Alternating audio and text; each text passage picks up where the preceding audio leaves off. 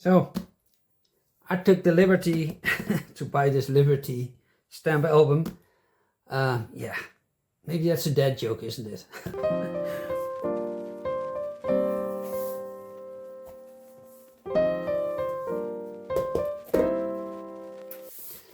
So yeah, I saw this for 10 euros and 6 euros shipping.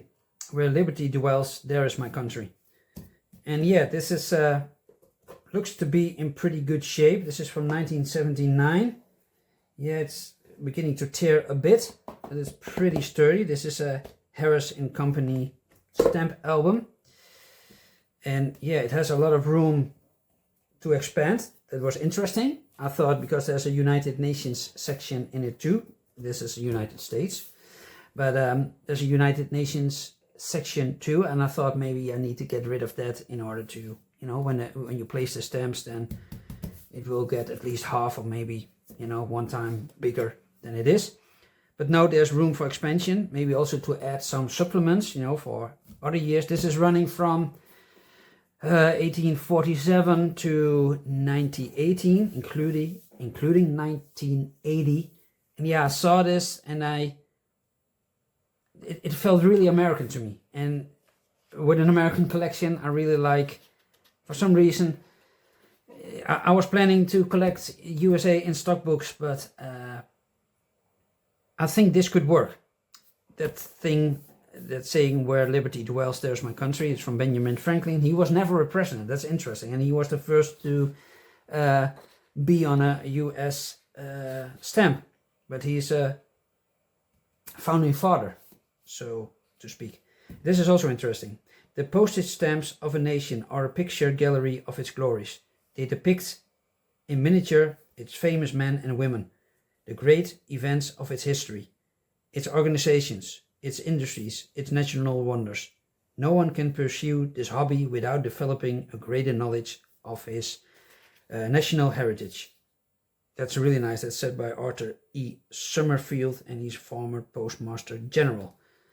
Really nicely said. So you see here all the states of America, 48, plus Hawaii and Alaska. So 50 in total. Really nice. So you see it here, 1979. Another fine product from Harris. I looked briefly in it, and it seems that it hasn't been touched. You know, that's interesting. It's like 45 years old now, I believe. Yeah, and it has a description with it. A bit of varieties. You can't expect it too much, but there hasn't been hinges in it. There's also no mounts in it. It's just a paper. It's not too thick, but it's okay. So, yeah, starting in 1847 with Benjamin Franklin, and this is George Washington. So it's really interesting. It has some descriptions with it. So it's really nice. Printed in the USA, it says on the back. I remember it's yeah, the grills. And yeah, maybe that's too much for me already. It's the Mississippi exhibition. I think I saw the Columbians too. They are in there too. So 1892, 93 actually. So it's really nice. And yeah, you have to be a bit careful. It's really, really sturdy. It's yeah, you have to open it here if you want to put supplements in it. So it's yeah, some are a bit revelly, how do you call that? Can't find the name. So yeah, there's not a lot of stamps to show because yeah, I have some stamps, the stamps that from the United States that I got from John. Thank you very much. My idea is actually to buy, I'm not sure how to pronounce it, Havit mounts. And then I have to see what size I need. Is it like if you have a 29 millimeter, you know, height, is that for a 29 millimeter stamp, you know? So that's what I'm curious about, you know, what kind of stamps what kind of sizes would you buy, you know, for these? So I know you can, you know, cut them in this way, the size, but I'm just thinking about, yeah, that's what I'm wondering. I haven't used it before, and I think that could really work. I'm not a fan of blocks that much, you know. I like singular stamps, so that's a bit of downside of this stamp album. It's also a downside that it forces you to collect in a way. We talked about it before, because, you know, you want to fill everything, but they depict the way with a stock book you can actually make your own order and your own rules, and here it's a bit different like that, but that's okay, you know.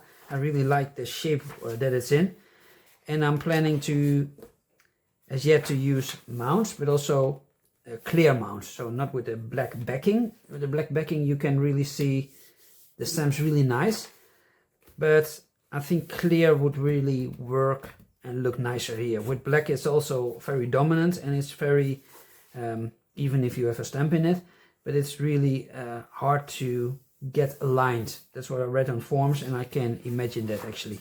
So there's not a lot to see here, but I wanted to just show you this. I took that liberty to have a look at this Liberty album, and that's my plan, you know. So then I can start really early already with it.